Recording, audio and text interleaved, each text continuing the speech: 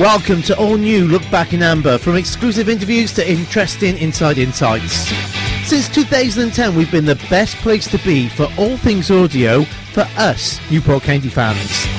Coming up next 45 minutes, I'm Lamsey and I've got all the big questions. I'm Luke and I've got a position by position review of the squad, and I'll also take a look at the summer transfer window activities. I'm Stephen. I've got a month-by-month recap of results and a year-on-year league and goals for the last 2 years comparison for you. Never miss out. Subscribe to the podcast, especially at this time of year with games out of normal sync. Right here. Right here. Right now. Right now. Newport City Radio. I'm Luke, and we're looking at the summer transfer window just gone. County had retained 12 players from the previous season. Louis Twamley and Joe Widowis were added to the development squad, and then they went out on loan, both to Pontypridd, but both could come back in January, but we might get onto that a little bit later. Whilst Howell Bright, Jack Caradugan and Evan Evandale were all offered professional contracts. The club offered contracts to Dom Talbot and Courtney Baker-Richardson, but both decided to depart the club over the summer. 8 scholars left the club as well, including one Aneurin Livermore. The club were very active in the transfer market, making 6 permanent signings in Sam Bowen, Declan Drysdale, Will Evans, Afrandi Zanzala, Omar Bogle and Aaron Wildig. The club were also smart in using the loan markets as we have been in previous years, bringing in Chan Kazimba, Adam Lewis, Ethan Roy-Welsh, Thierry Nevers and Hayden Inley from Cardiff City, Liverpool, Bournemouth, West Ham and Aston Villa respectively. Brilliant, there you go. Transfer news up to date. Let's get into the mid-season review. Right here, right now. Newport City Radio. Hello, I'm Stephen, and I'm going to take you through the month-by-month review of the season. This was Newport County's 10th consecutive season in League 2, and it was the club's 70th season in the Football League. So we started off the season, it began with a 1-1 draw at Sutton in July. It was the 4th time in the last 10 seasons that Newport had drawn their opening day fixture. The club's first home game of the season saw the return of former manager Mike Flynn and his Walsall team, who got the better of Newport County, winning 1-0 through a Mickey Dimitru own goal. The team then went to Championship side Luton in the EFL Cup and earned a 2-3 win, good comeback win there. The next 2 league games ended in defeat. The club then went on a 4-match unbeaten run in all competitions, winning 2 league matches and beating League 1 Portsmouth at home in the EFL Cup and Exeter in the EFL Trophy. So the club ended the month in 16th position in League 2. They won 2, drawn 1, lost 3, 4-9 against 8 and points 7. So I'm going to ask you, Luke, what are your memories of August? It was just about getting players in the door, and we started to see this hangover of the season before, because we were really in the playoff mix until we wasn't. We just faded out towards the end of the season. We thought it was to do with maybe a lack of pre-season, maybe it was a lack of James Rowbury's players, maybe it was a lack of whatever you want to say it was. But the start of that season, we started to see a hangover, especially at home. Mm. The home form took a huge dip, and I know you've taken a look at that side of things, which we'll come on to later. Good win against Luton, could you say, arguably, with all results considered, that was a bit out of the blue. We went to a Championship side and we turned them over 3-2. It was a really good game, came from behind twice to win 3-2. James Waite Timers, never mind Fergie Timers, James Waite Timers, I believe, when Stephen Howell described on commentary in A Moment of Genius.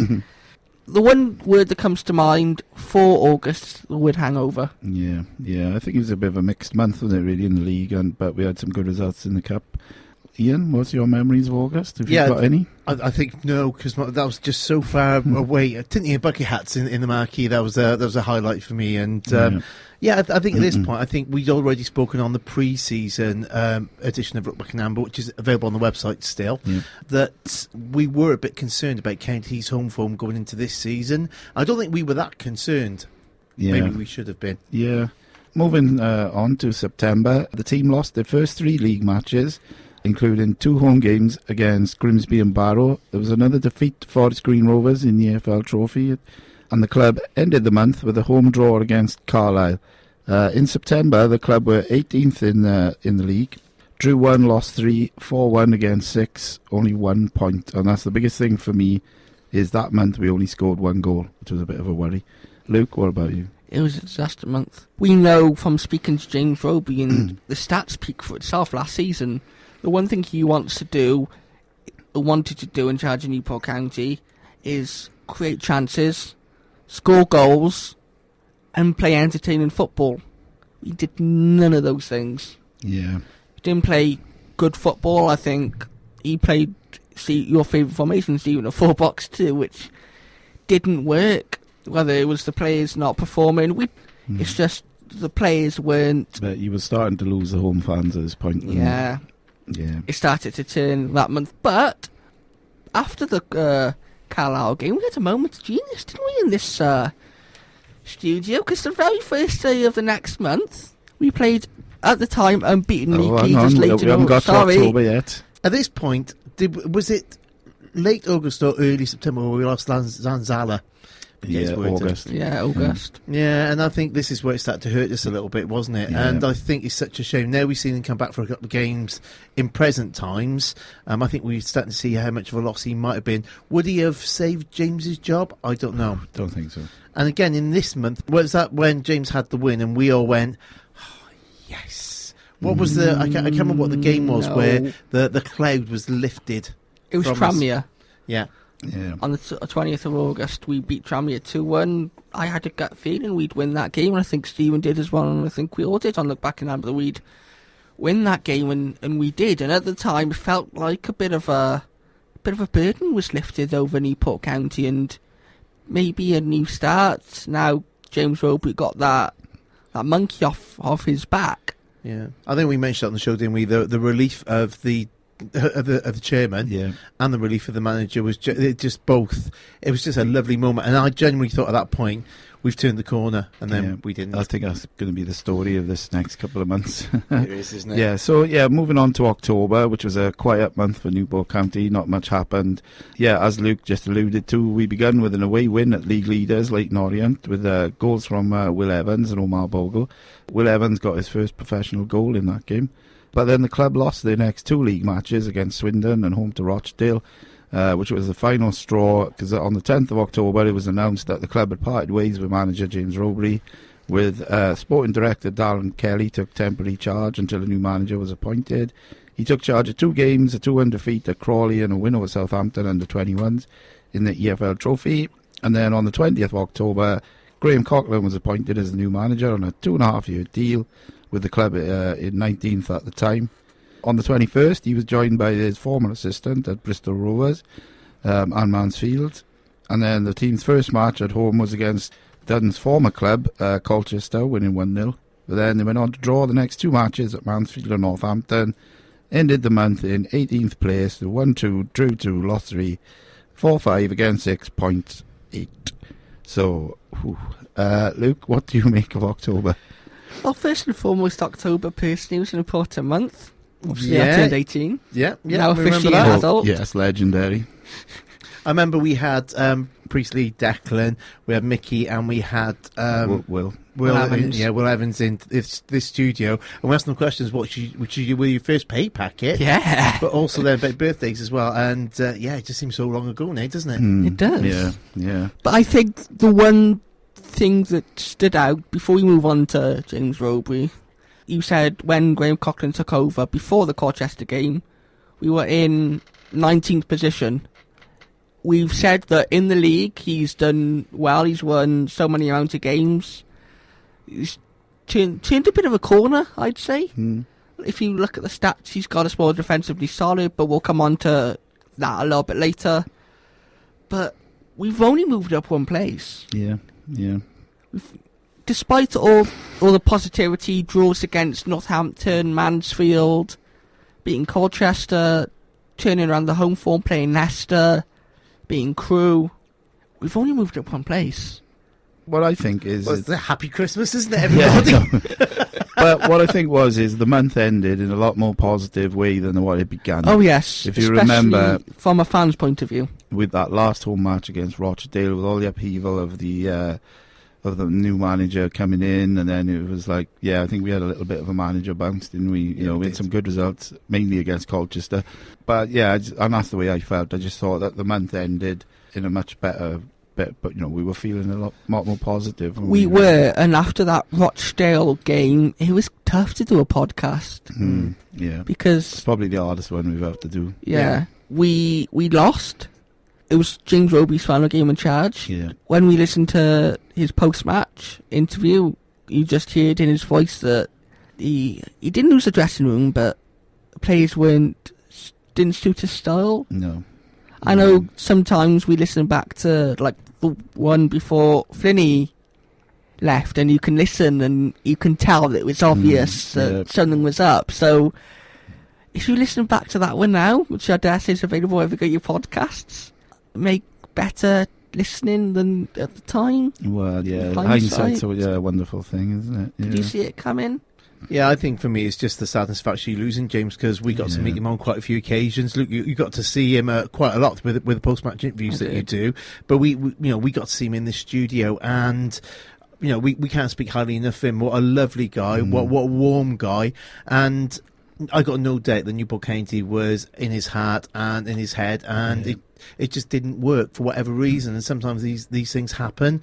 I just wish it didn't happen to James, but it did. We are where we are. Yeah, I know it was sad to see him go. Like you said, we got to know him a little bit, didn't we? And it was, So moving on to November now, which was, quite memorable for a few different things. So we began with a first round FA Cup tie at home to Colchester again, which we won 2-0, and which I remember for Aaron Lewis's second goal, which was a joy to behold the move for that goal. Followed this up with a trip to Leicester in the EFL Cup third round after a gallant performance. Leicester won 3-0. And then the team went and lost at home to Stockport, but then won 2-0 at home to Gillingham with 2 goals from Priestley Farquharson. And then there was a trip to League One MK Dons in the EFL Trophy, but that was a 3-1 defeat.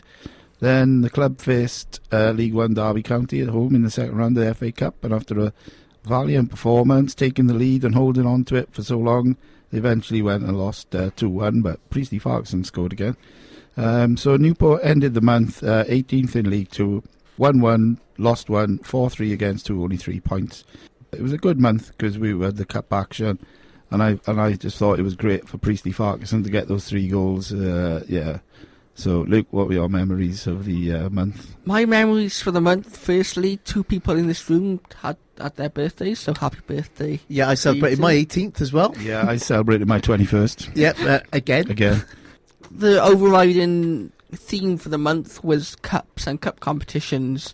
I think in terms of trying to build some league momentum, which I think where we were at the time, because I think we were in a lot worse position there in terms of points above the relegation zone.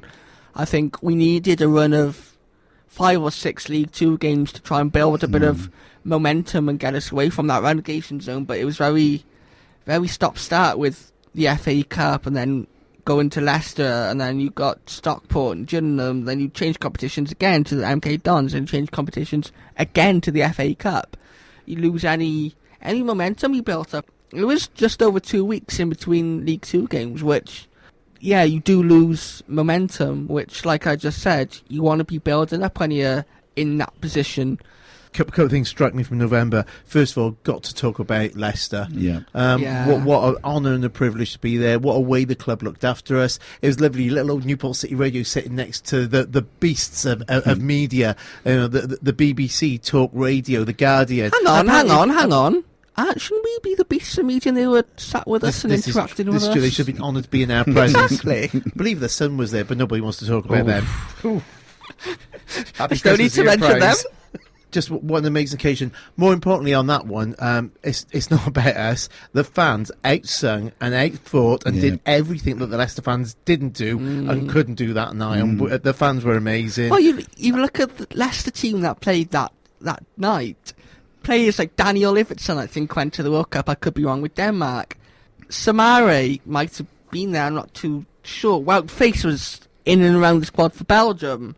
Oh, he's going to go through it. Dennis- Stop. We got the idea. And I thought we played really, really well against Leicester. Yeah. It was 3 quality goals that opened us up. 100%, and that's the quality of that level, isn't it? But in terms of the match and the switching of the play, which is so frustrating, because how can you do it against Leicester? But I've not seen that since. No. And it was a run of games that I actually got to see, which was brilliant as well. The other thing I remember vividly from certainly maybe late October, early November, we've learned one very important lesson on Look Back in Amber about the manager.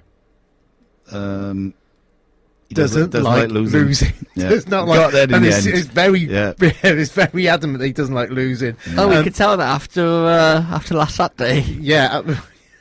So One other thing, just quickly, about that month is the emergence of one Priestley Farquharson. Yeah. yes. He was out with an injury that was very stop and start. James Roby, before he left, said that he was working very closely with Cal Surrant, the former assistant, who himself is a defender who had to retire due to injuries and injury-related things. So I think from that standpoint, it was really helpful for Priestley. And since he's come in and had a run of games under Graham Coughlin, he looks like he could play in the Championship. Yeah. And he's- two thoughts on that as well. Well done, I mentioned Cal Surrant, because we should obviously pay tribute to Cal as well, who also lost his job along with James, which is just horrible.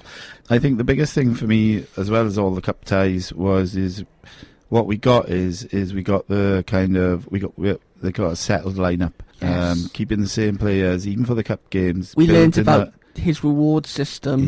building that. We can see it in the performances. Slowly but surely, we're starting to have a settled lineup, and you can see it in the performance. There was a quote from the New England rugby manager yesterday who spoke about, I think it was Clive Woodward, that used to have a poster saying "brilliant basics." He's talking about doing the basics brilliant. That's where you start from, and I think that's what we're getting with Graham Coughlin. Yeah, I think also 2 of us in this room also got to see the great man speak, and what a fantastic Meet the Manager session that was at Rodney Parade, wasn't it? He's top class. Yeah, after meeting him and talking to him, he built up a rapport with us, didn't he? Already, you could see he's a good man, nice man, but not to be messed with either. That's what I was going to say. Just a quick note to the chairman, who hopefully will be listening to the podcast. Yep. We don't expect him to listen live on at this time before Christmas, but please note that when the 4 players come into the studio, they significantly improved their games. So again, we'd like to see Graham in the studio, please. Yes, please. Mr. Chairman. Yeah. Thank you. Yeah. Not that we're doing that's our poor at the Christmas wish. moment. Not that we're doing that poor at the moment. No, That's we're 'cause doing we haven't better. had anybody on. Exactly, yes. So bring them in here, Mr. Chairman, and we will turn the club around together with up you. the Football League we go. Up the Football As the League. Tinty song goes. Yeah, so December is not much really. We started off with an away win at Crewe. Cameron Norman and a returning of Randy Zanzala getting a goal. But this was followed up by a disappointing home defeat to Doncaster Rovers 1-0. And at the time of writing, Newport are 18th, played 2-1-1, 4-2 against 2.3. So it's a bit difficult to judge December because we haven't really played that much, have we? But I was disappointed with the Doncaster result. But I was happy for Zanzala to get that goal against Crewe coming back. And like you said earlier, Ian, and I said it on the last podcast, I think he's going to make a difference. Yeah. So, Luke? Yeah, I'm delighted for Afande Zanzala. I think the Crewe game, we showed fight and we showed spirit, which you could question at times under previous management this season. But yeah, pleased for Zanzala. That Doncaster defeat, none of us knew where it came from. Graham Coughlin had a game plan to win the game. It just either didn't work or the players just didn't stick to it. I don't know what happened. Obviously, we're in the changing room. But the Hartlepool game was postponed over the weekend. I can understand why, with minus degrees in the UK at the moment. It's really cold here. Plus, they haven't got an award-winning pitch, which is what Newport County have, don't you? Yeah. Exactly.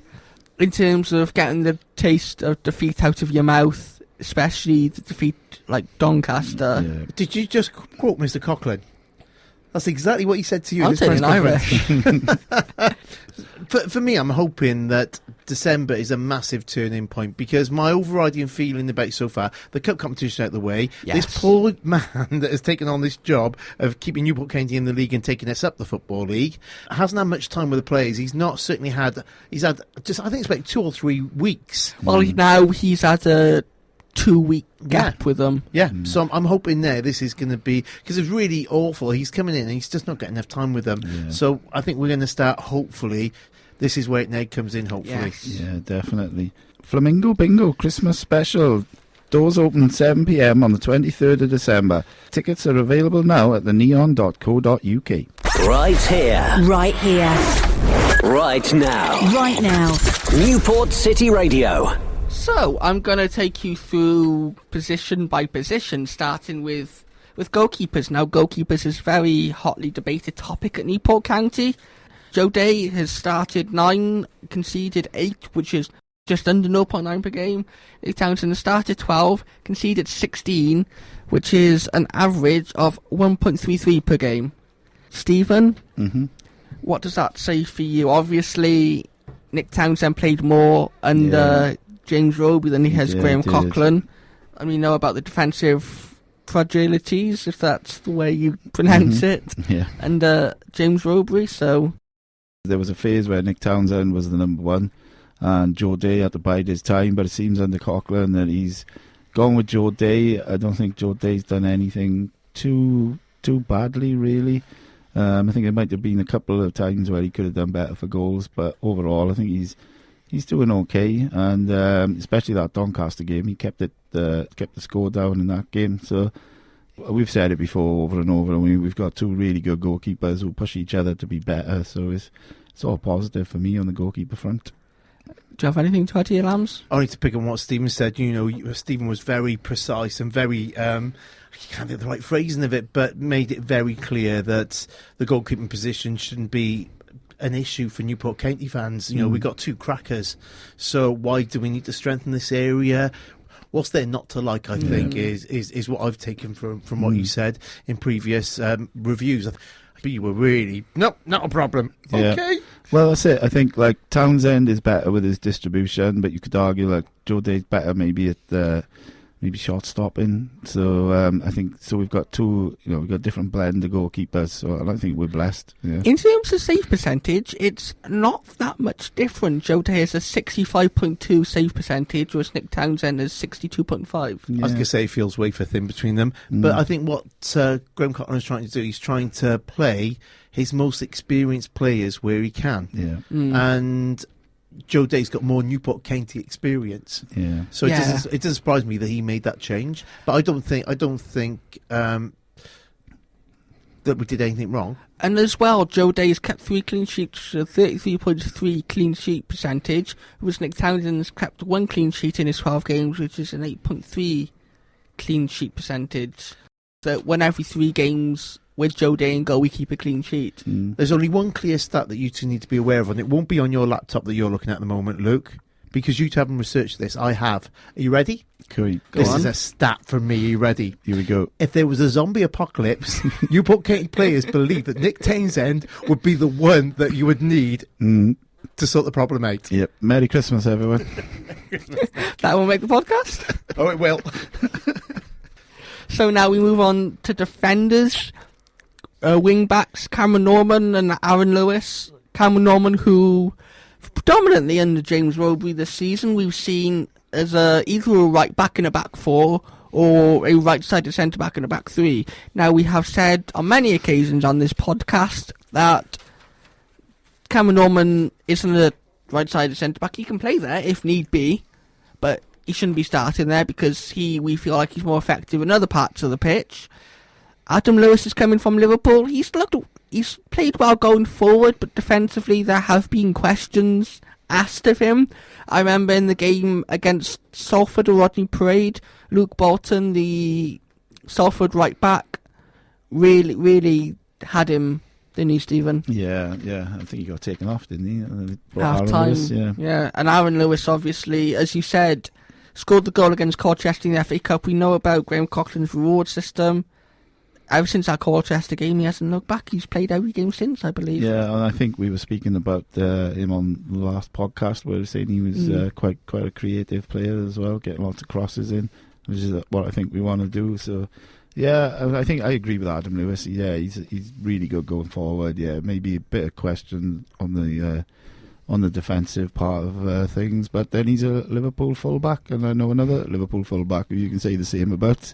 So but I think we've got really good. Cameron Norman needs to play as a right wing back. He's integral to that, to the team's success playing there, I think. Moving on to the centre-backs, we have Declan Drysdale, Priestley Ferguson, Mickey Demetriou, who recently have been the settled back three. We heard Graham Cochran talk about Declan Drysdale glowingly when he first came in, really impressed him on the training pitch. Priestley Ferguson, we just talked about, he's had a bit of a, not a resurgence, but he's had a settled run without being injured, and he looks like he's really benefited. James Clark as well. He's out injured at the moment, but when he's back, Stephen, he's going to add so much competition to that spot. Yeah, I think it's one of our strongest parts of the side at the moment is the centre-backs. I think, you've got the experience of Clark, Demetriou, we've got Dolan who can go in there, we've got Bennett who can go in there. As I just said, when James Clark is back fit, then he's going to add good question marks. I think defensively, we can't, especially recently, we know Graham Cochran is probably more defensive-minded manager than James Rowberry, but defensively we look solid. Normally every season, at the end of it, we lose a key player whose contract's up. Last season it was Don Talford, season before it was Josh Sheehan, Dan Butler, Regan Poole, Joe Day. I have a feeling Priestley Ferguson could be that player this season. Well, if he keeps on going the way he is, then he's definitely going to attract attention. And I think, we need to try and do everything we can to get him signed up to a contract with a release fee so we can maybe get some money from him. I think on what you've just said there, I think we cannot underestimate the power of Mickey D, because he's, again, been phenomenal. Matty Dolan hasn't really played much under Rowberry. Playing more in the midfield. Matty Dolan's more of a midfielder, that's what I was going to mention. So there's been a little bit of a change there. And again, Priestley's just the outstanding player at the moment, isn't he? He's I'm sure he'd be the first name on the team sheet every single week at this moment in time. Plus, also, don't forget that Declan Drysdale might be out in January as well, because there's Panto at the riverfront. I think the chairman's already said that he's going to be Prince Charming in that. Yes, he might be doing double shifts. I catch Luke at a cracker today, at the riverfront as well. Luke's going, what? How do you know all this information? I'm riffing. I got to be honest, I was thinking, did he only sign until January? No, I was thinking that as well. I thought I'd have you both on that one. This is Newport City Radio's Look Back Now, greatest hits. A name to mention as well, just quickly, Howell Brighty came on at the King Power against Leicester for 10 minutes. What an experience for him. We've seen him on a few occasions. Ramsey, you've probably seen him more than most with his experience in the marquee and the warm-up. Yeah, we're big fans. But we were just so delighted to see him when he came on against Leicester. He did all right in the 10 minutes he had. He's growing and developing into a really, really good player. So hopefully he gets some more chances in the first team. And plus, Graham Cochran has already said in the past that obviously at Sheffield United under 23s, he likes bringing through younger players. So anyway, there's one there. Moving on to midfielders. Over the summer, obviously signed Sam Bowen, Hayden Lindley, Nathan Moyer-Walsh and Aaron Wildig. We've seen a settled midfield three recently of James Wade, Scott Bennett and Nathan Moyer-Walsh. Stephen, does that work for you? Is there anything you'd like to see change? Well, at the moment, it's kind of working. I think the only thing is the way we play in sometimes bypasses them a little bit. But I think those three, like you said, they settled. Moyer-Walsh, I think, is a really, really good signing. He's really good. He's developing as well, which you can see. I think, Waite is kind of sometimes going in behind the forwards, which we'll speak about a bit later. I can talk about it now if you want, because this is where I was going to mention it. I've done a play comparison from last season with Ollie Cooper and James Wade, who we've all said is arguably the most creative player in the Newport County team. We all think that there is currently a lack of creativity in this Newport County team. But this season, after 22 games, James Wade has played 18, he started 13, he's got no goals, he's got 0.6 shots per game, he's got 1 assist and 26.8 touches per game and 0.4 key passes per game. That doesn't scream creative, does it, Stephen? No, I mean, he's got a few goals in the cups, hasn't he? But, I think, I don't know, it was maybe a bit harsh comparing him with Ollie Cooper because we struck gold. We did. We had Cooper and Azaz last season, and they were, one was brilliant for the first half of the season, the other one was brilliant for the second half of the season. Ollie Cooper, as we know, was involved with the Wales squad for the World Cup. He's been doing really well for Swansea. But I think we do need to kind of...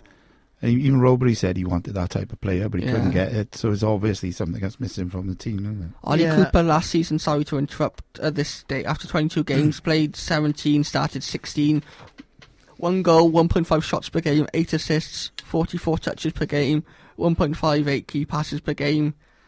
Whether that's because we had more possession last season, we were more possession-based side, whether we're bypassing midfield, I don't know, but to me that screams a lack of creativity. Sorry, Ramsey. No, it's fine. It's one of these things where the stats are the stats, and you can't really argue against facts and figures.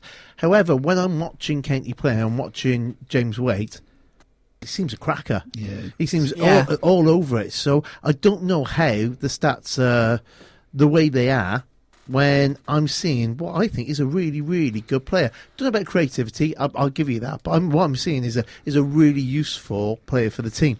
Oh yeah, and we've heard James Robury and Graham Cochran and Joe Dunn, his assistant at the moment, say that he's come on leaps and bounds since they took over, and I think he is developing. I think he's still growing. He's 23, 24, so he's still developing as a player. He's not going to be the finished article yet. No one is when they're 22, 23. Yeah, I mean, and I suppose we've got to remember this is his first full season in the EFL. You know, he only joined us. It's coming up to a year ago now, isn't it? So, and from where he was last January to where he is now, he's really come on well. Yeah, and another one that we spoke to in the COVID times because we had him in on Zoom, didn't we? We did indeed. So moving on to the forwards now, Omar Bogle is our top scorer at the moment. Many fans thought he would be the Dom Telford replacement. He is our top scorer, as I said. But he hasn't scored since the end of October and has won league goal in 10 games. That's not very good, is it, Stephen? No, he's our top scorer. I think I spoke about it, I think him and Will Evans have done really well together, but I think now Zanzala's back. I think Zanzala might help him a little bit more. Zanzala's play style really complements him. I think so. So hopefully after coming up over Christmas and after Christmas, we may start to see a bit more of a partnership getting goals, hopefully. As I mentioned as well, Ofrani Zanzala, Chanka Zimba, Thierry Nevers, Lewis Collins and Will Evans, who has really impressed us this season, coming from Barlow in the JD Cymru Premier. I don't know what you guys expected of him when the season started before the ball was kicked. I tell you what Stephen expected of him. Who's that? It was his tip for player of the season. Oh, Will Evans. Yeah. Yes, he was. Yes, he was my one to watch at the start of the season. And in the last podcast, he said he might drop him. I know, yeah.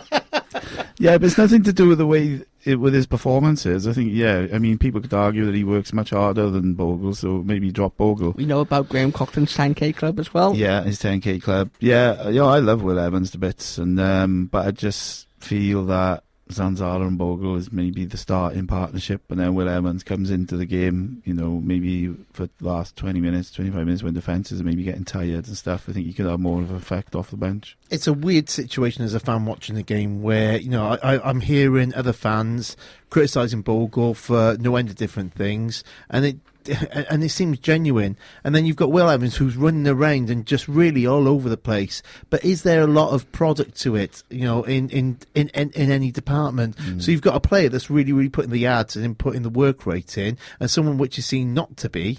Well, we need more goals.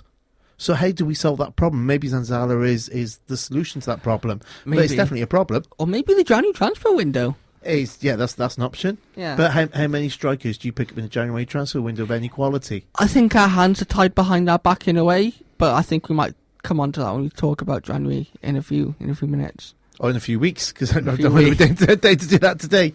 UK Metallica tribute band and Pope Stars, a tribute to Ghost, Saturday the 28th of January at 7pm. Tickets available at neon.co.uk. Right here, right now. This is Newport City Radio. So I'm going to continue our review of the season, mid-season review even, by just having a quick look at our league position now compared to where we were last season, and a little look at our home and away record. So at the moment we're 18th. We've played 21 games, or 22 games I think it is. We've won 6, drawn 4, lost 11, 420 against 24, and we got 22 points. At home we've won 3, drawn 1, lost 7, 4-9 against 14, points 10. Away, we've won 3, drawn 3, lost 4, 4-11 against 10 points, 12. Now, at this point last season, the same point, we were 6. We played 22, we won 9, drew 7, lost 6. 435 against 29, 35 points. Home form, we'd won 5, drew 3, lost 2. 420 against 11, we had 18 points at home. And away, all the 4s, won 4, drawn 4, lost 4. 415 against 18, 16 points. So, yeah, you can see there's a big difference in the league position there. And I think we've kind of touched on the answer, which I'm going to probably give you in a second. I think we spoke, didn't we, about the home form at the start of the season, that being something we needed to improve. We haven't really, have we? I mean, we've only, 1, 2 less, considering the form we've been in at home. It's not as bad as what it seems, maybe, does it, on a positive note? So, what do you guys think, Luke? I think the home form is the worry. We score a goal every 110 minutes at home. That's a goal every other game, and that's not enough to win you games of football in League 2. I think Rodney Parade in the past, and Graham Coughlin's talked about this, when he used to come, he used to play on a manager, Rodney Parade is a fortress. And I just think that we're missing that at the moment. The fans seem to be getting behind the team. We've had some electric atmospheres at times over Rodney Parade this season, especially with comebacks and things like that. I think the pitch is there. I just think it's down to the players to perform. We know Graham Coughlin is an honest, hard-working man, very much in the mode of a Michael Flynn. No, I absolutely agree with what Luke's saying. I think what we've got to do, we've got to look at what we know. So we know that some of the other players are coming back in. I think you're right. I think, the new manager is very much in the style of Flinney as opposed to Robbery. I think he's more akin to that. It's no wonder he's using the older players who are used to that style of management, and maybe the younger ones will then pick up off that a little bit. I think also what you've got, we've heard that there's, for whatever reason, there may be a little lack of fitness going on, which he's trying to resolve, and there's also a lack of confidence, which there's no explanation for why there's this lack of confidence. But the moment you start to take 1 foot forward, Newport County, they lose, and suddenly you're 2 steps behind again. Now, hopefully, like you just said earlier, this will be the turning point. He will have time with the players. He'll be able to manage them. He'll be able to work with them as units and a team, and this is where the season starts. This is it. Yeah. We're at it. That's the only reasons that I've got why we are where we are. Yeah, I think, we're definitely kind of still in transition, I suppose. So I'm just going to quickly go through a goal comparison for you over the last 2 seasons. So at the moment, we've scored 35 in all competitions, 20 in the league, 6 in the EFL Cup, 6 in the EFL Trophy, 3 in the FA Cup. This time last year, we scored 41 in all competitions, 35 in the league, 5 in the EFL Trophy, 1 in the EFL Cup. So I'm just going to have a quick look at the goal contributions at the moment. So at the moment, we've got 13 different scorers. We've got 6 goals from defence, 8 from midfield, 18 from attack. This time last year, we had 14 different scorers, 4 in the defence, 8 again in the midfield, but 29 in the attack. So I think you can quite easily see where we are, as we've alluded to, seriously going wrong, and that's why we're not getting the results, or why we're not really where we were in the table this time last year. So, Ian, what's your thoughts on this? I'll go with you first for a change. Again, we spoke about this previously. My feeling is that, as any new manager needs to do, stop losing. By all means necessary, shore up your defence. I think that's done. It's had a wobble, but I think it's been done. I think now you can work on how you're going to release the midfield and how you can actually start scoring goals. We haven't got a Dom Telford. No. But Zanzala's an unknown prospect at the moment, so I'm not saying for 2 minutes he's going to be the Dom Telford of this season, but we don't know what we've got within that strike force yet. We don't know how it's going to work. Can we actually see Will Evans and Zanzala working together in some sort of way? Quite good, yeah. So there's a lot of unknowns so far, and I don't think he's had time, the new manager's had time, to work on the midfield and the attack yet. And it's just so frustrating for him, especially that recent loss where he's there like, I just can't explain where that came from. Yeah. But it won't be coming again. No, and I don't think so. Well, we hope not. So that's where that is. Yeah. Yeah, because like you said, the big difference is your top scorer at the moment is Bogle with 9. Will Evans has got 4, Zimba's got 2, Collins, Neves and Zala have got 1. Whereas this time last year, you had Telford on 15, CBR on 6, Abraham had 3, Fisher 2, Ellens, Collins and Greenidge, remember him? All had 1 each. So, yeah, I think there's a big difference in it. When you haven't got a Dom Telford, I mean, obviously he's going to fire you up the table, obviously. The key to this is finding the confidence. That's the key to this. It's whatever's causing the lack of confidence has to go somehow. I don't know how you do it because I'm not a football manager. This has to be snubbed out. There has to be some sort of fundamental level of confidence for this to work. The Neon is available for hire and they're now taking bookings for 2023. Call the box office 11 a.m. to 5 p.m. daily on 01633 533 666. Right here. Right here. Right now. Right now. Newport City Radio. Let's crack on with the next stage of this campaign. So give me Wimbledon. I think we'll be right at it. Graham Coughlin's had 2 weeks to work with his players. 1-0 Newport, go on. Yeah, well, they're 12th in League 2, unbeaten in the last 8, and they've only had 1 defeat in the last 5 at home. I'm going for a 1-1 draw. Okay, then we're at home on the 30th, which is not the 29th. I need to make this very clear. It was going to be the 29th. It's been moved, as is the next game, but we'll talk about that in a second. All request discos in the marquee because, bands and singers need a big rest over Christmas. Yeah. So you'll be picking the tunes that we play on both those days. Let's start off with that one on Friday evening. Leyton Orient, Luke. They are currently top of the league. They look like they could be running away with League 2 this season, almost like what Forest Green did. But we beat them earlier on in the season, and I think if Graham Coughlin watches that game, there's a potential blueprint, 'cause he's still got the same players. And if he uses that blueprint well, especially at home, festive period, Newport County, a Rodney Parade, 2-0 Newport. 2-1, go on, 2-1. Yeah, it's going to be a tough one again, isn't it? But I was thinking 2-1, but I'll go for something different. I'll go 1-0 Newport. Because the interesting thing, isn't it? Luke, you're right about the blueprint, but will Leyton Orient have changed their blueprint to compensate for it? So we don't know. If we win that one, surely that's the start of building the confidence. If we lose that one, which we're not going to, but if we lose that one, then it's the next game that's going to start building the confidence, which is Crawley at home, and not on New Year's Day. No. Do not go there New Year's Day because they've moved the fixture to the 2nd, which is really exciting because we were unable to do that 1st of January date as the warm-up, but we now are. Yeah. Which is great. Yeah. As you can tell by my tone, that I'm coming out of the house on the 2nd of January to go over and help the team with the warm-up. So you sound thrilled, and trust me, for people listening, you look delighted. It's the best Christmas present I could have wished for. No, seriously, we're looking forward to it. And again, it'll be a continuation of the All Request Disco. Luke. 2-0 Newport, we're going to build some confidence and build some form at Rodney Parade. Yeah, I think this is a big one at the moment. They're 19th in League 2, only 1 point behind us, but they've only lost 2 in the last 9, so it's about time they lost again. We're going to start the new year in a good way. We're going to win 3-0. Okay, I like it. Well, thank you very much for joining us on this mid-season review. What a load of fun that's been today. Been brilliant. Love to know what you think of us and what we said. So get hold of us. Either DM us on Facebook, Instagram or Twitter, or email studio@newportcityradio.org. We will catch you on Tuesday, the 3rd of January from 5 p.m. as we look back in amber at the matches against Leyton Orient and Crawley Town. More talking points, more banter and more analysis. Happy Christmas, and we'll see you in the new year. Broadcasting in digital stereo. Right here, right now. Newport City Radio.